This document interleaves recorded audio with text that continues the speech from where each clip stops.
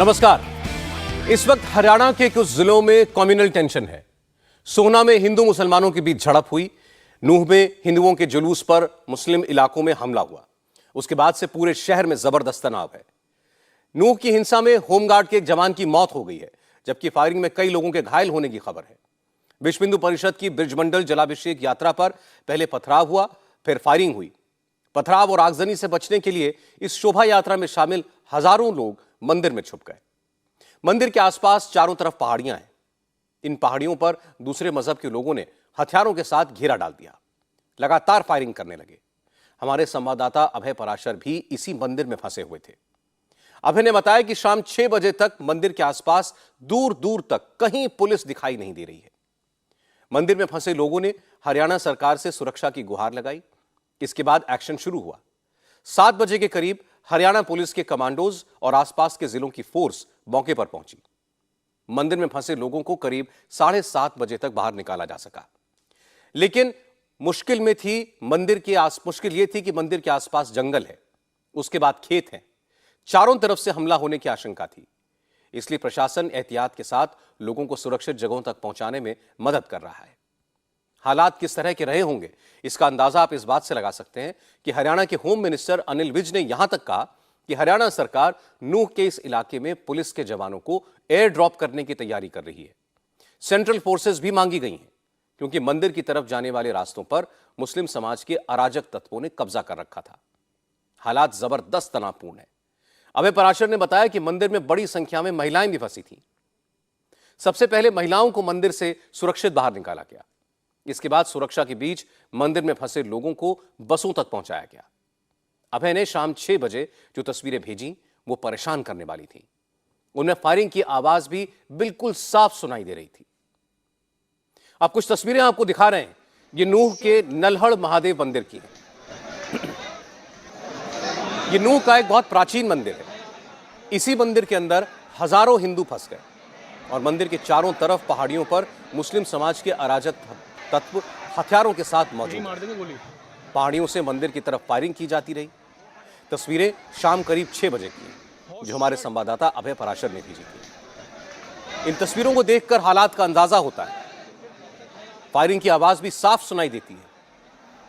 मंदिर के अंदर विश्व हिंदू परिषद के अंतर्राष्ट्रीय महासचिव सुरेंद्र जैन समेत तमाम नेता भी फंसे हुए थे। चूंकि जिस यात्रा के बाद यह सारा हंगामा हुआ वो विश्व हिंदू परिषद ने आयोजित की थी, इसलिए अब सुरेंद्र जैन समेत तमाम नेता यह कह रहे हैं कि मंदिर में फंसे लोगों को निकालना उनकी जिम्मेदारी है। जिस वक्त वहां लोग फंसे थे, उस वक्त सुरेंद्र जैन ने हरियाणा सरकार के साथ साथ केंद्र सरकार से भी फोर्सेस भेजने की अपील की।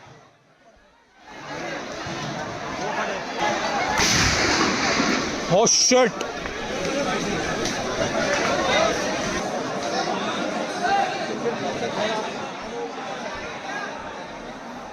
इस वक्त हम मौजूद हैं मेवात के नूह में। नल्हड़ मेवात का ये मंदिर है, नल्हड़ महादेव मंदिर। यहाँ पर इस शोभा यात्रा की शुरुआत की गई।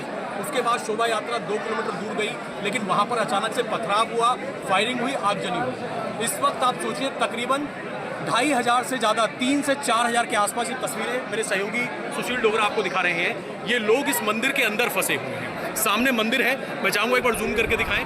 सामने ये जो आप मंदिर देख रहे हैं, नल्हड़ मंदिर, इसमें तमाम लोग जो है वो इस वक्त यहाँ पर फंसे हुए हैं। और किस तरीके से फंसे हुए हैं ये देखिए। ये जो पहाड़ियाँ हैं, इन पहाड़ियों से ऊपर फायरिंग की जा रही है। जो दूसरे समुदाय के लोग हैं वो ऊपर से पहाड़ियों से लगातार फायर कर रहे हैं। हालांकि पुलिस की टीम भी पहुंची है जो जवाबी कार्रवाई कर रही है। दूसरी तरफ मैं आपको दिखाऊंगी, तमाम लोग देख लीजिए, तमाम लोग यहाँ पर फंसे हुए हैं, इंतजार कर रहे हैं कि सरकार मदद करे, फोर्स आए। ये ऊपर आप पहाड़ी देखिए, इन पहाड़ियों से लगातार फायरिंग की जा रही है और ये तमाम लोग यहाँ पर किसी तरीके से अपनी जान बचाने के लिए मजबूर हैं। इन पहाड़ियों पे चारों तरफ का जो इलाका है, ये मंदिर बीच में घिरा हुआ है और सिचुएशन इस वक्त यहाँ पर बहुत ज़्यादा तनावपूर्ण है। इंतजार किया जा रहा है कि यहाँ पर फोर्स पहुंचे और लोगों को सुरक्षित बाहर निकाला जा सके। 5000 लोग नल्हड़ महादेव के मंदिर में वैसे ही फंसे हैं जैसे पिंजरे में चूहा फंसता है। चारों तरफ पहाड़ियां खड़ी हैं। उन पहाड़ियों के टॉप के ऊपर से गोलियां बरसाई जा रही हैं। सारे जिले को आग से जलाया जा रहा है, चौकियां जलाई जा रही हैं। जगह जगह मंदिरों में और जगह पर हमारे लोग फंसे हुए हैं। कई लोगों को गोलियां लग चुकी है, मेरे को भी निशाना बनाया गया। भगवान की कृपा से बच गया हूं, लेकिन मेरे कुछ भाई ऐसा लगता है वो गोली का शिकार हो कहना चाहते हैं गवर्नमेंट से। इसलिए मैं चाहता हूं जितनी ताकत इनकी है, आज यहाँ का हर जिहादी एक आतंकवादी बनकर खड़ा है। पेट्रोल बम कहां से आ रहे हैं, कहां से पत्थर छतों पर इकट्ठे हो रहे हैं, ये गोलियां इकट्ठी कहां से चलनी शुरू हो रही हैं। ये फोर्स बहुत कम है, जो आई है वो नाकाफी है। हम चाहते हैं तुरंत सेंट्रल पुलिस एयर ड्रॉप करे और इन लोगों को रोके और यहाँ से जो लोग फंसे हैं इनको सुरक्षित अपने घरों पर पहुंचाएं। ये सब हरियाणा में जगह जगह से आए हैं, कब तक पहुंचेंगे? बाहर निकलने का रास्ता नहीं है। इनकी बसें जलाई जा चुकी है। जितनी बड़ी संख्या में इनकी तैयारी है, ये फोर्सेस जो आई हैं वो पर्याप्त नहीं है। इसलिए मेरी केंद्रीय गृह मंत्री से निवेदन है, यहाँ के मुख्यमंत्री से निवेदन है, तुरंत सेंट्रल फोर्सेस को एयर ड्रॉप करें। यहाँ 5000 लोग फंसे हैं, निकल नहीं पा रहे, चारों तरफ गोलियां चल रही हैं, ये फोर्सेस पर्याप्त नहीं है। मेवात का यह इलाका कम्युनली सेंसिटिव इलाका है। इस इलाके में अक्सर हिंदू मुसलमान झगड़े होते रहते हैं, लेकिन आज बात हद से आगे गुजर गई। नूह में जो हालात हैं उसका असर दूसरे शहरों पर ना पड़े, इसलिए प्रशासन ने इंटरनेट बंद कर दिया। जो लोग नूह के नल्हड़ महादेव मंदिर में फंसे हुए थे, उनकी मदद के लिए उन्हें वहां से सुरक्षित निकालने के लिए फोर्स भेजी गई। हरियाणा के होम मिनिस्टर अनिल विज ने बताया कि मेवात के एसपी का चार्ज संभाल रहे पलवल के एसपी खुद मौके पर पहुंच रहे हैं। आसपास के जिलों की फोर्स भी भेजी जा रही है। केंद्र सरकार से बात करके पैरामिलिट्री फोर्स की 3 कंपनियां भी एयर ड्रॉप की जा रही हैं। पूरी जानकारी मिली है और वहाँ पर अतिरिक्त फोर्स भेजने के लिए कहा गया है। आजू बाजू के सभी जिलों की फोर्स वहाँ पर पहुँच रही है और हमने केंद्र से भी बात की है। वहाँ से भी एयर ड्रॉप 3 कंपनियाँ हम करने जा रहे हैं लोगों को रेस्क्यू करने के लिए। और वहाँ के हमने मेवात के इंटरनेट बंद करने के भी आदेश जारी कर दिए हैं ताकि लोग अफवाहें ना फैलाएं। और हम शीघ्र शीघ्र वहाँ पर शांति बहाल करने की कोशिश कर रहे हैं। और मैं सारों से कहना भी चाहता हूँ कि सबसे पहले वो सारे शांति बहाल करें, ये मैं अपील भी करना चाहता हूँ। जहाँ जहाँ पर कोई लोग फंसे हुए हैं उनको रेस्क्यू किया जा रहा है और वहाँ पर फोर्स भेजी जा रही है। एसपी मेवात तो छुट्टी पर थे, लेकिन पलवल एसपी के पास ड्यूल चार्ज था। He is on the spot और फोर्स लेकर वो पहुंच रहे हैं लोगों को अगर कहीं पर फंसे हुए हैं उनको मुक्त कराने के लिए। कुछ गाड़ियों को आग लगाने के विजुअल हमारे सामने आए हैं, उन सारों का हम बाद में करेंगे। हमारा जो प्राइमरी टास्क है, जो हमारा होना चाहिए, वो है कि वहाँ पर शांति की बहाली की जाए। अब मैं आपको बताता हूं कि ये पूरा मामला शुरू कैसे हुआ। असल में मेवात में आज विश्व हिंदू परिषद और मातृशक्ति दुर्गा वाहिनी की तरफ से ब्रजमंडल जलाभिषेक यात्रा निकाली जा रही थी। ये यात्रा हर साल निकलती है। इस यात्रा को नल्हड़ महादेव मंदिर से शुरू होकर के नूह के मनसा देवी मंदिर और फिरोजपुर झिरका के झीर मंदिर से होते हुए पुन्हाना के श्रृंगार मंदिर तक जाना था। लेकिन नूह के नल्हड़ महादेव मंदिर में जलाभिषेक के बाद जैसे ही यात्रा करीब 2 किलोमीटर आगे तिरंगा पार्क के पास पहुंची, यात्रा के ऊपर पथराव शुरू हो गया। ये मुस्लिम बहुल इलाका है। इस इलाके में आसपास की बिल्डिंग से पत्थर बरसने लगे। यात्रा पर पथराव हुआ तो यात्रा में शामिल विश्व हिंदू परिषद के लोगों ने भी जवाब में पत्थर चलाए और इसके बाद ये पूरा इलाका जंग के मैदान में बदल गया। गाड़ियों में तोड़फोड़ शुरू हो गई, गाड़ियों को आग लगानी शुरू हो गई।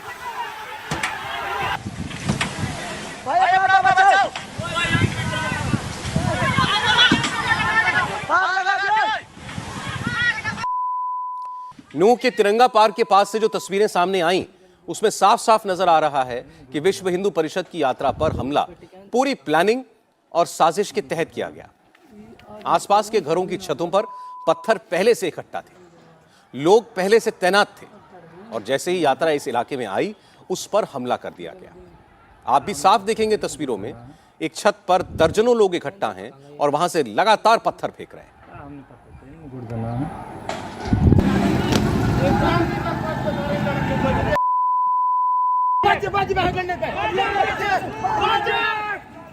इन उपद्रवियों ने कई गाड़ियों को निशाना बनाया। ये तस्वीरें नूह में नल्हड़ महादेव मंदिर से कुछ ही दूर उसी रास्ते की हैं जहां से शोभा यात्रा गुजर रही है। गाड़ियों में पहले तोड़फोड़ की और फिर इन्हें आग के हवाले कर दिया। जिस वक्त हंगामा हो रहा था, उस वक्त अभय पराशर और हमारे कैमरा पर्सन सुशील डोगरा मौके पर ही मौजूद थे। अभय ने उस वक्त जो रिपोर्ट भेजी उसको देखकर आपको वहां बने हालात का अंदाजा होगा।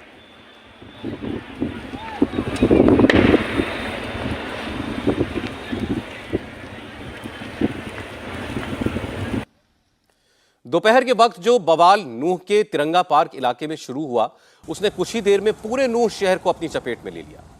नूह के तमाम इलाकों से ऐसी ही तस्वीरें आने लगी। नूह में कितनी गाड़ियों को फूंक दिया गया, इसका अंदाजा आसमान में उठते हुए धुएं के गुबार से लगाइए। यह धुआं कई किलोमीटर दूर से नजर आ रहा था।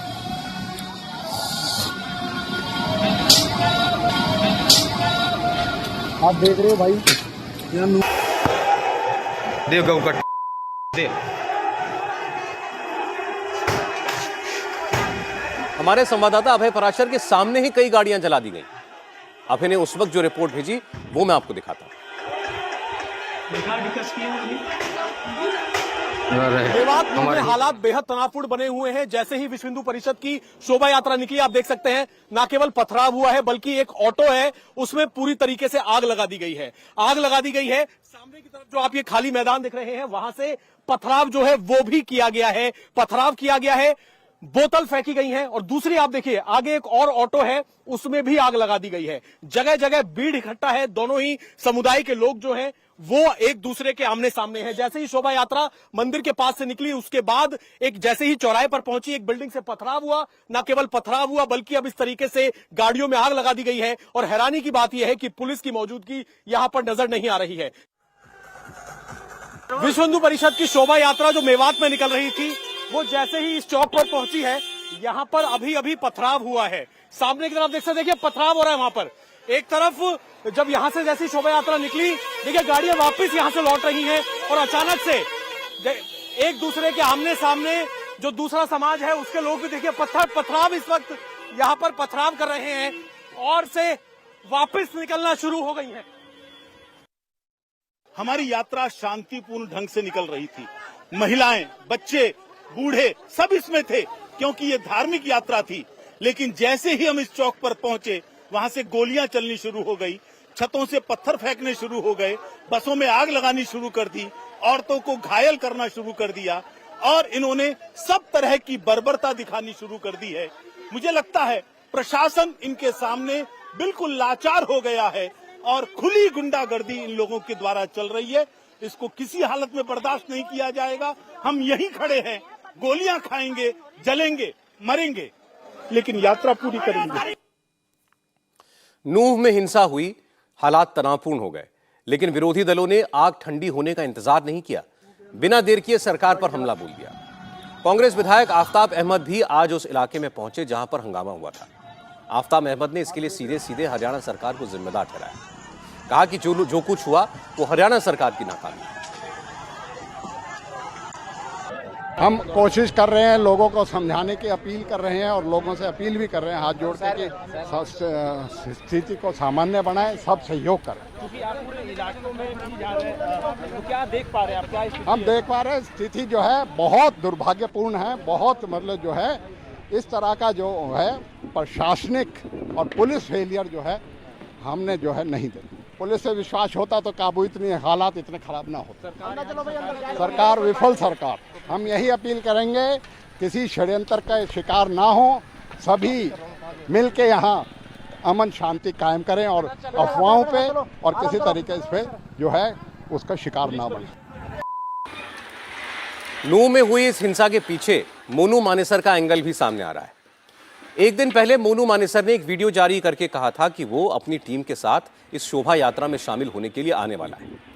क्योंकि मोनू मानेसर पर भिवानी में नासिर और जुनैद की हत्या का आरोप है और वो 5 महीने से फरार है, इसलिए पुलिस इसे लेकर अलर्ट थी। मोनू मानेसर तो शोभा यात्रा में नहीं पहुंचा, लेकिन वहां पर बवाल जरूर हो गया। अब जमीयत उलेमा हिंद के मुखिया अरशद मदनी कह रहे हैं कि पहले ही भड़काऊ बातें की जा रही थी।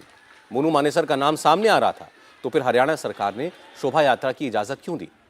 अरशद मदनी ने कहा कि जो कुछ हुआ उसके पीछे नूह जिले का एडमिनिस्ट्रेशन और हरियाणा की सरकार जिम्मेदार है। ये तो बात जमीयत उलमा जो मेवात की है वो मुझको इत्तला दे रही थी कि यहाँ रैली निकालने के लिए वो किसी आदमी का नाम ले रहे थे कि जिसने 2 बच्चों को आग में जलाया भी है। और मनु मानेसर। मनु मानेसर, जी हाँ, मनु मानेसर, वो आ रहा है, अपनी पूरी पार्टी के साथ आ रहा है। ये गोया के फसाद भड़काने की एक चीज़ है। इस फसाद को भड़काते हुए और ये ऐलान करते हुए पुलिस या गवर्नमेंट या फौज या जो वहाँ की बॉडी है और जो लोग वहाँ के निज़ाम को अपने हाथ में लिए हुए हैं, उन्हें 10 मरतबा सोचना चाहिए था कि उसकी इजाज़त दें या न दें। उन्होंने इजाज़त दी उसकी। मैं समझता हूँ कि वो सबसे बड़े मुजरिम हैं कि उन्होंने इजाज़त दी। क्यों? अमन अमान का जो भंग हुआ है वो उनकी इजाज़त के बाद हुआ है। अगर ये बात न होती, और अब ख़तरात हैं, कितनी गाड़ियों को उन्होंने आग लगा दी है और लोग फंसे हुए हैं उसके अंदर। मुझसे किसी कहने वाले ने कहा कि वो ये कह भी रहे हैं उनके टेलीफोन कि हमें बचाओ। तो ये सूरत हाल जो बर्बादी की आ रही है, ये सूरत हाल सिर्फ इसलिए है कि एडमिनिस्ट्रेशन ने इजाज़त कैसे दे दी, और अगर दी है तो मुजरिम एडमिनिस्ट्रेशन है, अगर गवर्नमेंट ने इजाज़त दिया तो गवर्नमेंट मुजरिम है। मैं ये कहता हूँ कि शांति रहनी चाहिए, हद से आगे नहीं बढ़ना चाहिए। मुल्क के अंदर अमन और शांति का पैगाम देना जमीयत उलमा का हमेशा से काम रहा है। लेकिन मैं ये कहता हूँ कि गवर्नमेंट को एक्शन लेना चाहिए कि उन लोगों ने इजाज़त दी क्यों, जिन्होंने इजाज़त दी है उनको कटहरे में खड़ा किया जाए। हरियाणा की नूंह में बवाल का असर सोहना में भी नजर आया। गुड़गांव के सोहना में भी आज पत्थरबाजी हुई। सोहना में उग्र भीड़ ने कई गाड़ियों में तोड़फोड़ की और कुछ गाड़ियों को आग के हवाले भी कर दिया। हालत यह हो गई कि पुलिस ने ट्रैफिक रोक दिया, चारों तरफ का इलाका सील कर दिया। तमाम बड़े पुलिस अफसर फोर्स के साथ मौके पर पहुंचे। हालांकि सोहना में हालात को काबू करने में पुलिस को काफी मशक्कत करनी पड़ी, क्योंकि गुड़गांव की काफी पुलिस फोर्स को मेवात में हालात को कंट्रोल करने के लिए पहले ही भेजा गया था।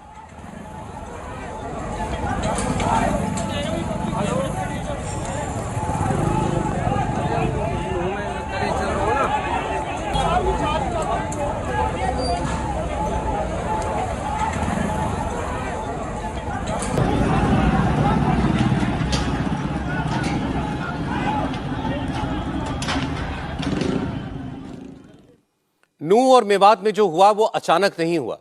ये सोची समझी साजिश के तहत पूरी प्लानिंग करके किया गया। यात्रा तो हर साल निकाली जाती है और शांति से निकलती है, इसलिए पुलिस ने सुरक्षा के इंतजाम भी हर साल की तरह ही किए थे। यात्रा की परमिशन भी ली गई थी, रूट तय था। प्रशासन को भी इस बात की कोई भनक नहीं थी कि इस तरह के हालात बनेंगे, इसलिए पुलिस फोर्स कम थी। जब पथराव होने लगा, आगजनी होने लगी, तो यात्रा में शामिल लोग भागे और छुपने की जगह एक ही थी, वही मंदिर जहां से यात्रा शुरू हुई थी। लोगों ने उसी मंदिर में शरण ली। उसके बाद आसपास की पहाड़ियों से फायरिंग की गई। कुल मिलाकर यात्रा पर पूरी तैयारी के साथ हमला हुआ।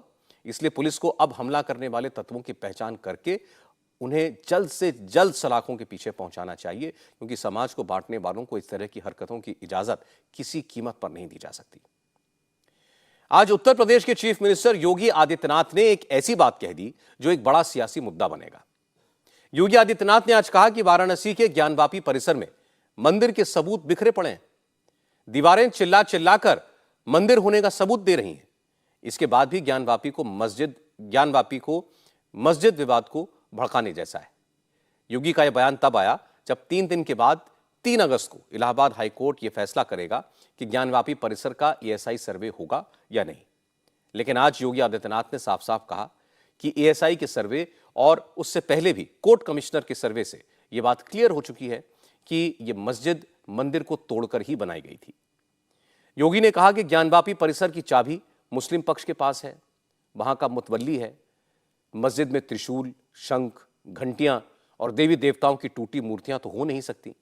फिर ज्ञानवापी में त्रिशूल और स्वास्तिक के निशान कहां से आए? योगी ने कहा कि मंदिर तोड़कर उसकी जगह मस्जिद बनाना एक ऐतिहासिक गलती थी और अब मुस्लिम समुदाय को बड़ा दिल दिखाना चाहिए और इस ऐतिहासिक गलती को मान लेना चाहिए। अगर हम उसको मस्जिद कहेंगे तो फिर विवाद होगा। हमें ज्ञानवापी बोल देना चाहिए। वो ज्ञानवापी है और माननीय न्यायालय में गया है। माननीय न्यायालय स्वयं देख लें, अगर वहाँ साक्ष्य हैं, भौतिक साक्ष्य हैं, शास्त्रीय प्रमाण होंगे, अन्य पुरातात्विक प्रमाण भी होंगे, तो स्वाभाविक रूप से इस पे निर्णय होना चाहिए। और मैं अपील करूंगा मुस्लिम समाज से भी, देखिए हमें आज विकास के बारे में चर्चा करनी चाहिए। पाकिस्तान की दुर्गति और उसकी दलिद्रता और की छीना झपटी आप देख रहे होंगे, क्या दुर्गति प्राप्त कर रहे हैं। दूसरों को कांटा बोलने वाला व्यक्ति कभी उसके ऊपर पुष्प की वर्षा नहीं होती है, उन कांटों से ही उसको उसके शरीर भी छलनी छलनी होते हैं। आज जो पाकिस्तान में हो रहा है उसके कर्मों का फल है ये।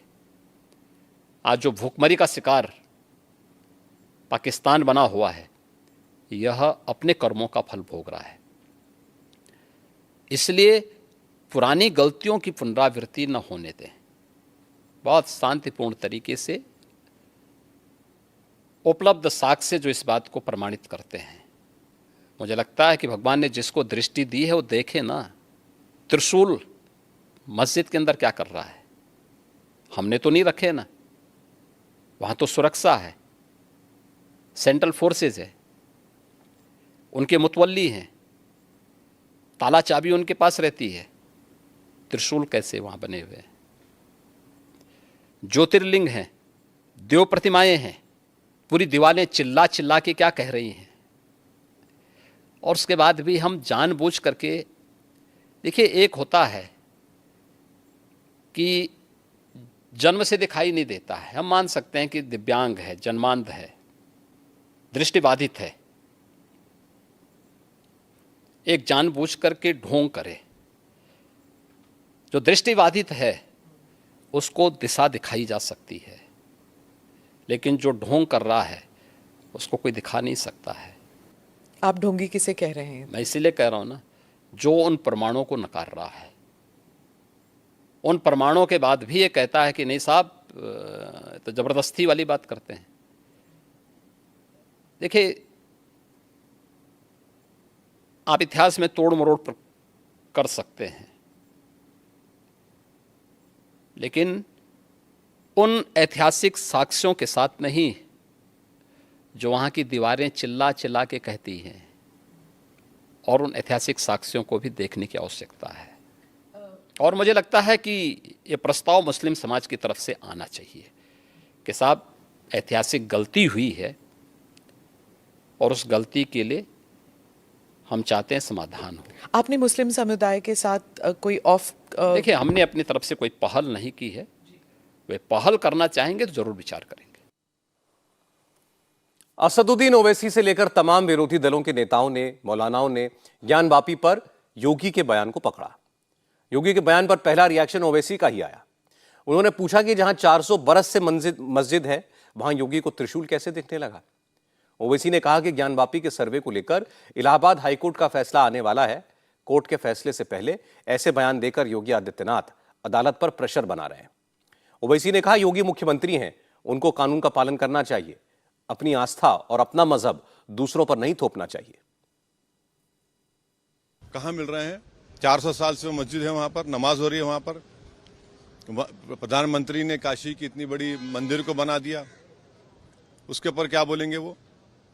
जब कानून हमने बना दिया पार्लियामेंट में, वो कानून को फॉलो करना पड़ेगा आपको। मुख्यमंत्री इस बात को जानते हैं कि इलाहाबाद हाई कोर्ट में एएसआई सर्वे के बारे में मुस्लिम पक्ष ने उसकी मुखालिफत की है। वो आजकल में हाई कोर्ट जजमेंट देने वाली है और उसको देखते उन्होंने इस तरह का एक बयान दिया, कंट्रोवर्शियल बयान दिया। ये जुडिशियल ओवररीच है।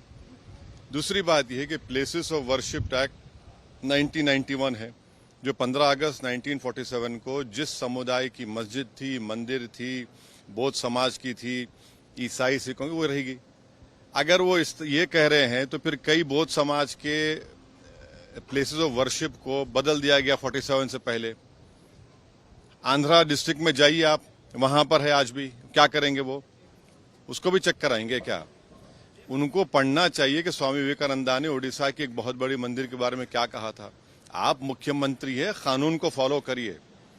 आप कानून को फॉलो नहीं करना चाह रहे, वो मुसलमानों पर प्रेशर डालना चाह रहे, दबाव डालना चाह रहे हैं। जिस जगह पर 400 साल से मस्जिद है, आप वहां पर दबाना चाहते हैं। और आखिरी बात यह है कि मुसलमानों ने मथुरा में आज से 55-60 साल पहले हिंदू समाज के साथ एक एग्रीमेंट किया और उसको कोर्ट में एग्रीमेंट सबमिट किया, मगर उसके बावजूद भी लिटिगेशन खोल दिया गया उसका।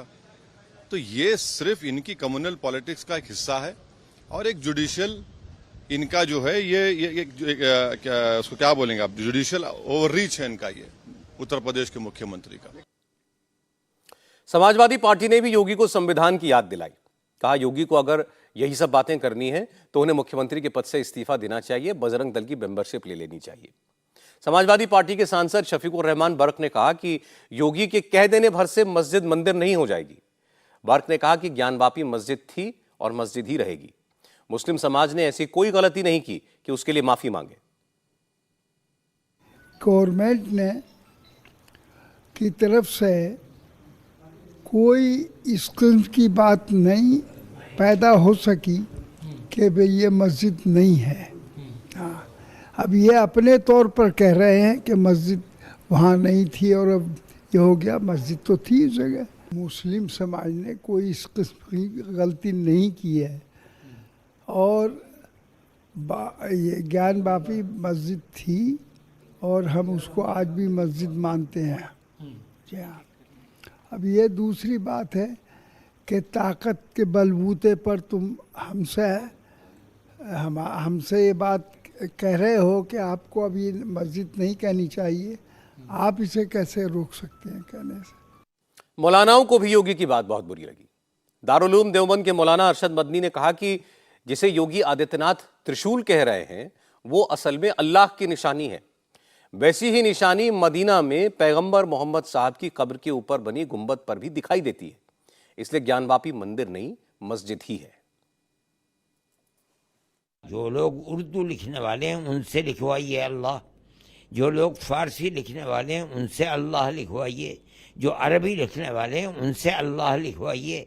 ये त्रिशूल जिसे आप कहते हैं, ये वास्तविकता ये है कि ये अल्लाह का मुखफ़्फ़फ़ शॉट है और मैं उसकी एक दलील देता हूँ कि ये इस्लाम की निशानी है, गैर मुस्लिमों की निशानी नहीं है। त्रिशूल कैसे? मैं बताता हूँ, अल्लाह के बाद हमारे नज़दीक दुनिया में सबसे बड़ी ज़ात हमारे आका और हमारे सरदार हज़रत मोहम्मद सल्लल्लाहु अलैहि वसल्लम की है।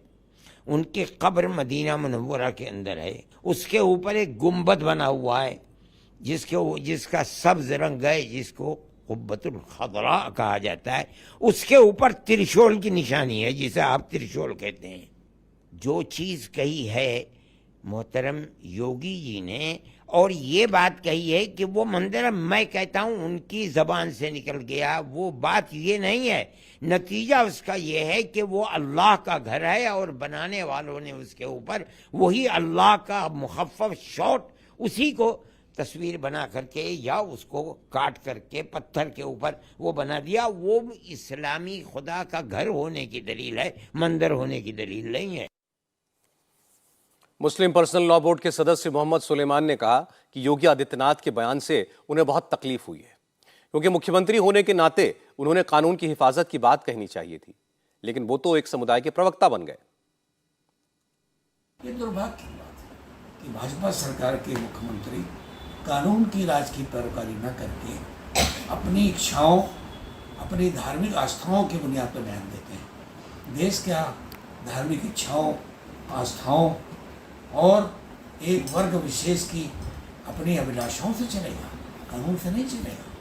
मैं समझता हूँ कि योगी आदित्यनाथ जी को इस पर पुनर्विचार करना चाहिए कि ये बयान कहाँ तक एक मुख्यमंत्री की मर्यादा के अनुकूल है। मैं तो समझता हूँ ये मुख्यमंत्री के मर्यादा के अनुकूल नहीं है, मात्र एक योगी के मर्यादा के अनुकूल हो सकता है। काशी विश्वनाथ के मामले में, ज्ञानवापी मस्जिद के मामले में जो कानून कहता है वो करना चाहिए उनको। 1993 में जो कानून 1991 में जो कानून बना कि भारत की जो भी पूजा स्थल किसी धर्म के है और देश जब आज़ाद हुआ 1947 15 अगस्त के बाद जैसी स्थिति हमको मिली है देश को, उसका संरक्षण करना, उसको बचाना और उसके मुताबिक बयान देना सूबे के मुखिया की जिम्मेदारी थी। वहीं विश्व हिंदू परिषद ने योगी आदित्यनाथ के बयान का समर्थन किया। बीएचपी के महामंत्री सुरेंद्र जैन ने कहा कि भारत के मुसलमानों को औरंगजेब की विरासत से पीछा छुड़ा लेना चाहिए और भारत में हिंदुओं के साथ मिलजुल कर रहने के लिए ज्ञानवापी को हिंदुओं को सौंप देना चाहिए। इससे दोनों समुदायों के बीच सौहार्द बना रहेगा। एक एक कण इस बात का सबूत है ज्ञानव्यापी का कि वहां मंदिर था और आज भी जो स्वरूप है वो मंदिर से अलग नहीं है।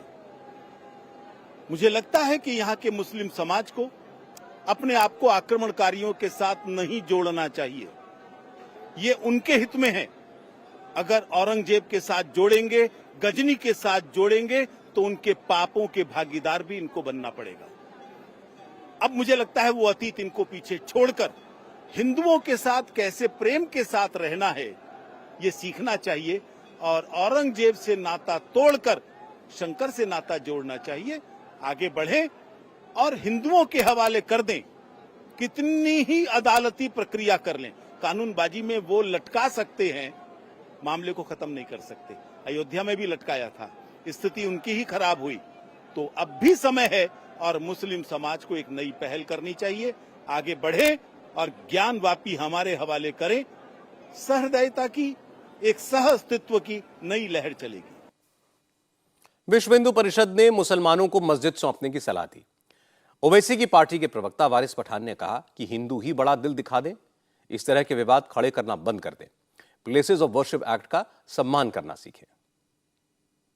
सब जुडाइस मैटर है, उसके बारे में आप आके यहाँ के टीवी के ऊपर बोलने लग जाते हो कि नहीं उनको बड़ा दिल दिखा देना चाहिए। अरे चलिए मैं बोलूंगा योगी जी आप एक बड़ा दिल दिखा दीजिए ना। अरे हम तो एक बार हमारी बाबरी मस्जिद गंवा चुके हैं।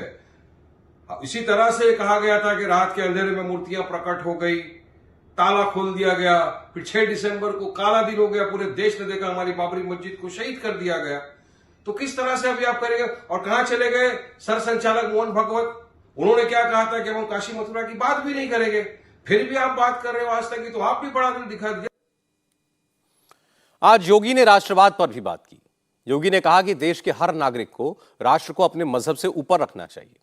राष्ट्र प्रथम यह हर नागरिक का कर्तव्य है। अपने इंटरव्यू में राष्ट्रगीत वंदे मातरम पर भी उन्होंने बात की। पिछले दिनों महाराष्ट्र विधानसभा में वंदे मातरम को लेकर विवाद हुआ था। मुस्लिम समुदाय के लोग वंदे मातरम नहीं गाते हैं और वो इसे अपने मजहब के खिलाफ बताते हैं। देश संविधान से चलेगा, मत और मजहब से नहीं। जी, आपका मत, आपका मजहब अपने तरीके से होगा, अपने घर में होगा, अपने मस्जिद, अपने इबादत गाह तक होगा। सड़क पे प्रदर्शन करने के लिए नहीं। और इसको आप जो है किसी भी अन्य तरीके से दूसरे पे थोप नहीं सकते हैं। नेशन फर्स्ट, अगर देश में किसी को रहना है तो उसको राष्ट्र को सर्वोपरि मानना होगा, अपने मत और मजहब को नहीं। और मत और मजहब सेकेंडरी प्रश्न है, नेशन फर्स्ट है। इसमें तो कोई दो राय नहीं कि देश में रहने वाले हर नागरिक के अंदर राष्ट्र प्रथम की भावना होनी ही चाहिए। जहां तक वंदे मातरम का सवाल है तो ये मातृभूमि की इबादत है। कोई धर्म ऐसा नहीं होता जो मां को सलाम करने से रोकता हो, मां के सामने सर झुकाने को गलत मानता हो। इसलिए वंदे मातरम पर विवाद तो फिजूल का ही है। जहां तक ज्ञानवापी पर विवाद का सवाल है तो इसका फैसला अदालत ही करेगी। हिंदू पक्ष कोर्ट गया है, निचली अदालत ने सर्वे का फैसला सुनाया था। अब 3 दिनों के बाद हाईकोर्ट का फैसला भी आएगा। इसलिए सबको कोर्ट के फैसले का इंतजार करना चाहिए। लेकिन जो लोग ये कह रहे हैं कि योगी चीफ मिनिस्टर हैं, उन्हें इस तरह की बात नहीं कहनी चाहिए, तो मुझे लगता है कि योगी पहले इस देश के नागरिक हैं और देश में सबको अपनी बात कहने का हक है। उन्होंने अपने अधिकार का इस्तेमाल किया है। उनके बयान का अदालत के फैसले पर कोई असर नहीं पड़ेगा, इसकी कोई गुंजाइश नहीं है, क्योंकि अदालत किसी के बयान पर नहीं, सबूतों के आधार पर फैसला देती है। आज मुंबई के पास पालघर में एक दर्दनाक खबर आई। आरपीएफ के एक कांस्टेबल ने जयपुर मुंबई एक्सप्रेस में अचानक कई राउंड गोली चला दी, जिसमें आरपीएफ के एक असिस्टेंट सब इंस्पेक्टर और 3 यात्रियों की मौत हो गई। यह वारदात Jaipur Mumbai central superfast express में हुई। सुबह करीब 5 बजे जब ट्रेन वापी स्टेशन से आगे बढ़ी, पालघर में मुंबई से करीब 100 किलोमीटर दूर थी, उस वक्त ट्रेन में ही तैनात आरपीएफ कांस्टेबल चेतन चौधरी ने अचानक अपनी सर्विस गन से फायरिंग शुरू कर दी। चेतन चौधरी ने सबसे पहले अपने साथ ड्यूटी पर मौजूद एएसआई टीकाराम मीणा को गोली मारी।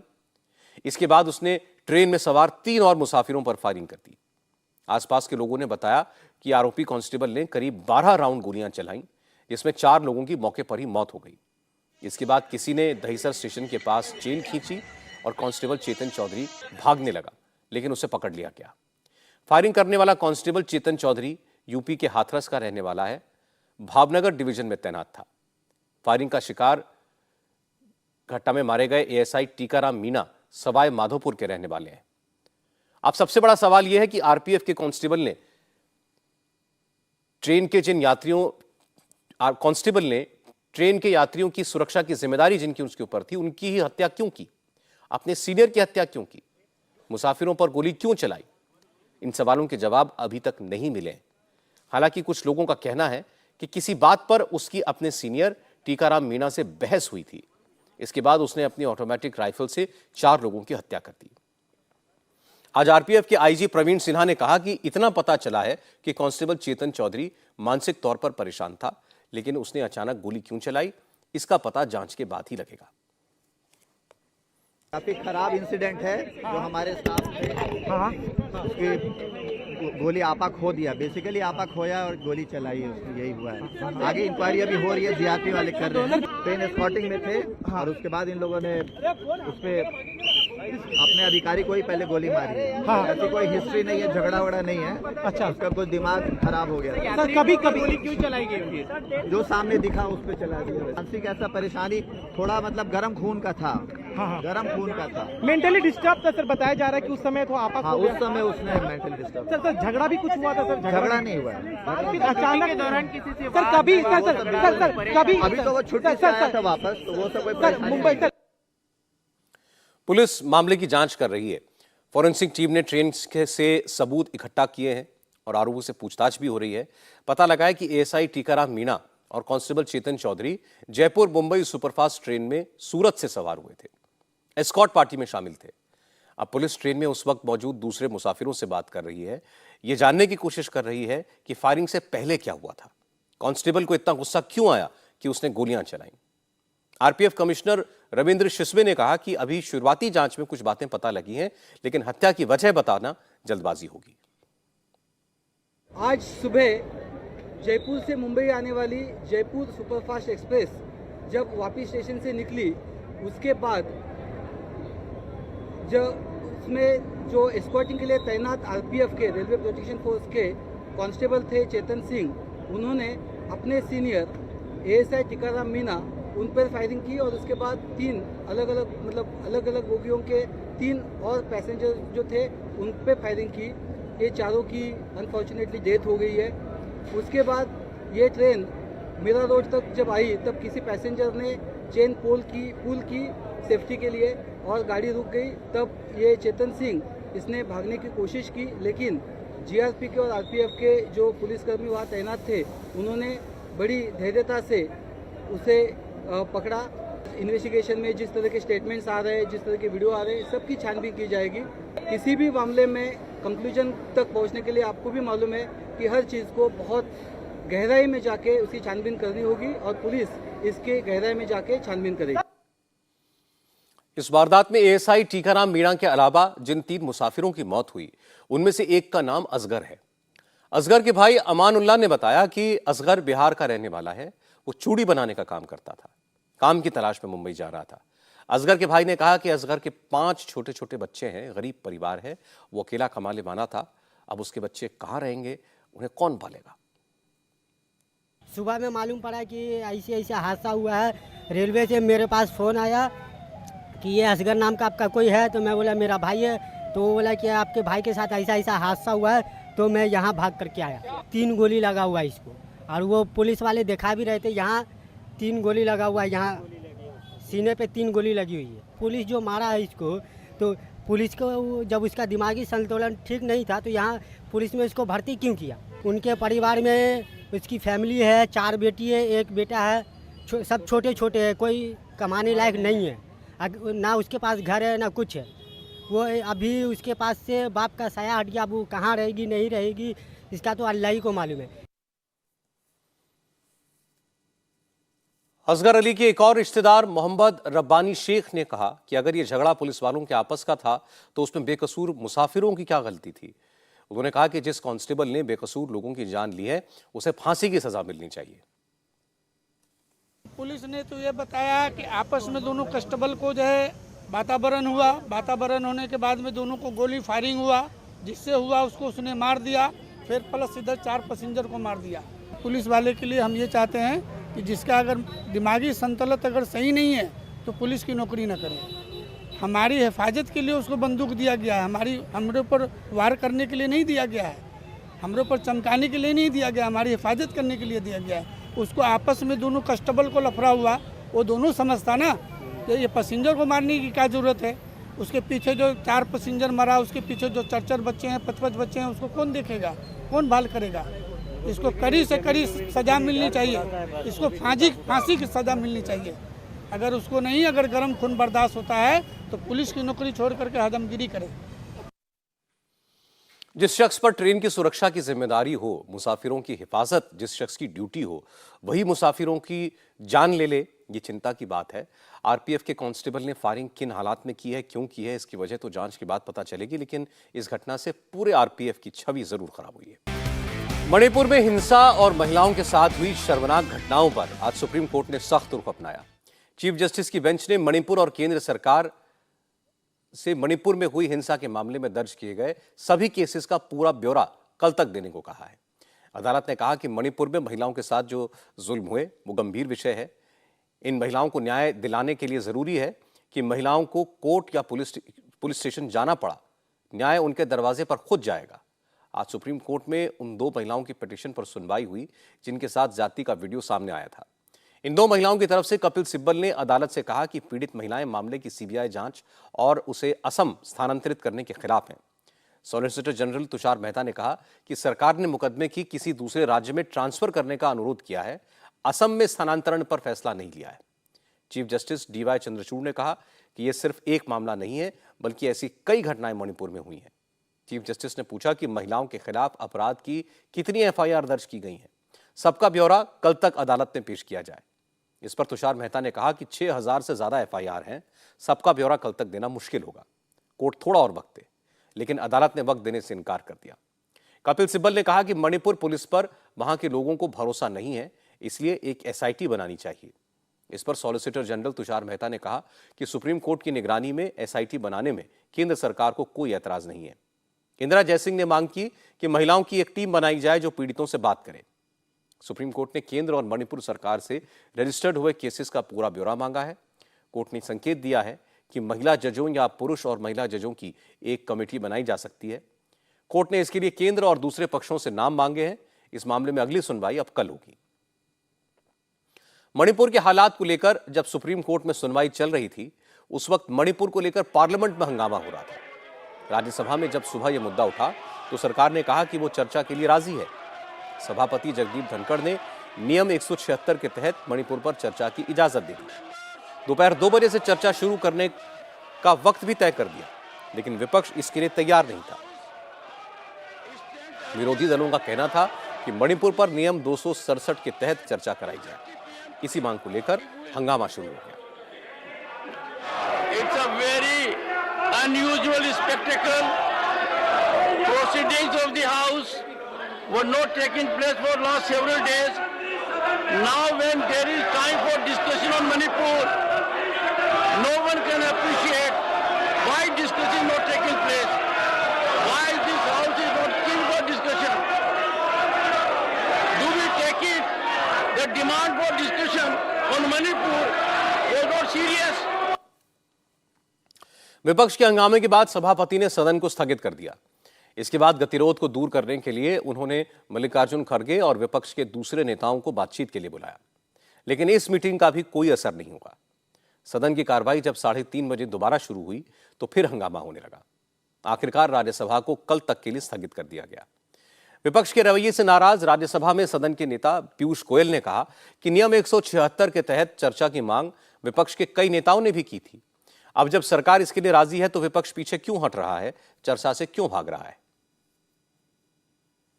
इनकी दाढ़ी में कुछ काला है, कोई ना कोई तकलीफ है जिससे ये भाग रहे हैं। इनको कोई ना कोई तकलीफ है कि मणिपुर की सच्चाई सामने लाने नहीं दे रहे।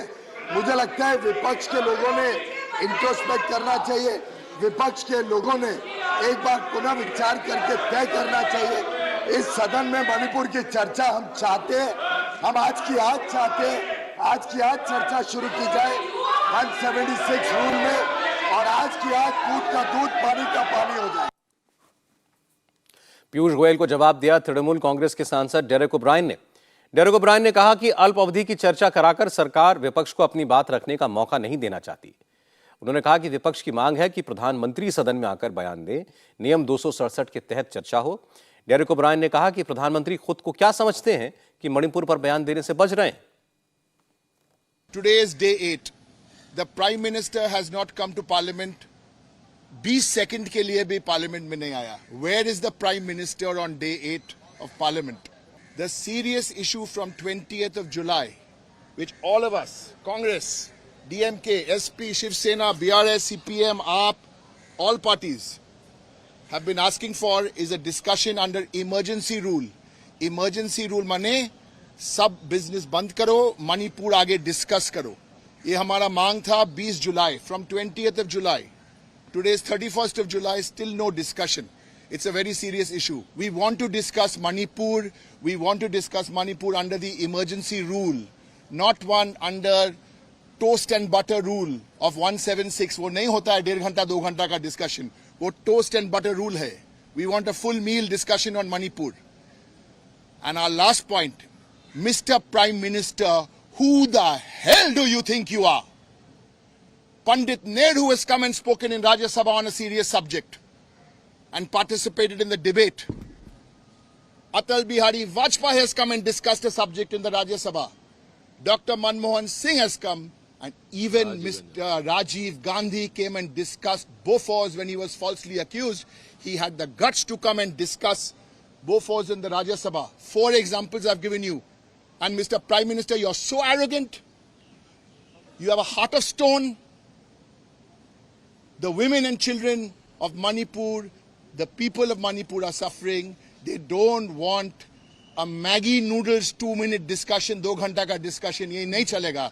We want a full-fledged discussion. विपक्ष ने प्रधानमंत्री को घेरा तो फाइनेंस मिनिस्टर निर्मला सीतारमण ने जवाब दिया। उन्होंने कहा कि विपक्ष मणिपुर पर घड़ियाली आंसू बहा रहा है, वो चर्चा करना ही नहीं चाहता। निर्मला सीतारमण ने कहा कि पता नहीं विपक्ष के सांसद मणिपुर गए थे या नहीं। अगर विपक्ष के नेता मणिपुर गए थे, वहां के हालात देखे तो सदन में आकर सबको बताएं। ऑपोजिशन जो पिछले 8 दिन से लगातार मणिपुर के ऊपर चर्चा चाहती थी, आज मणिपुर के चर्चा जब शुरू हो रही है, भाग रहे हैं। जो मणिपुर जाकर के उधर लोगों के साथ बैठकर बात करके कैंप में या कहीं और में वो जो सुना, वो बातों को इधर रखिए ना हाउस में।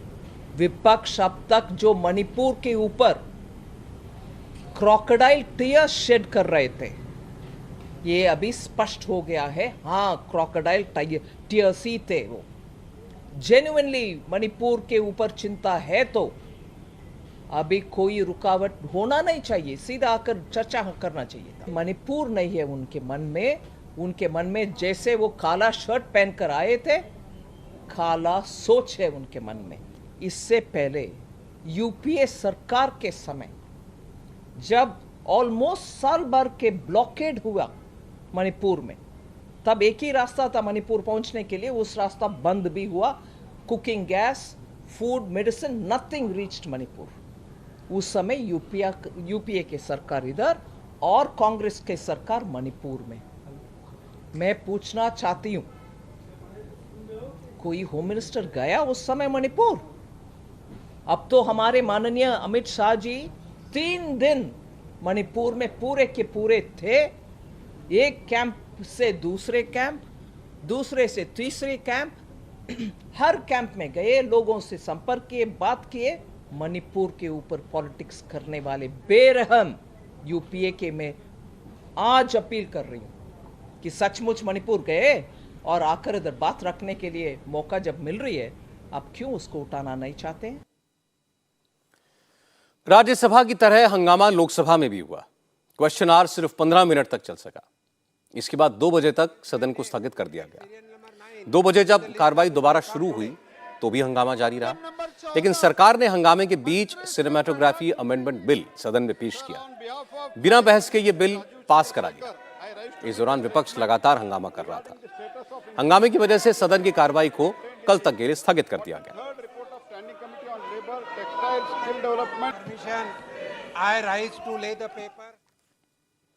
विपक्ष बार बार गोलपोस्ट बदल रहा है। 8 दिनों से मणिपुर पर चर्चा को लेकर पार्लियामेंट में हंगामा हो रहा है।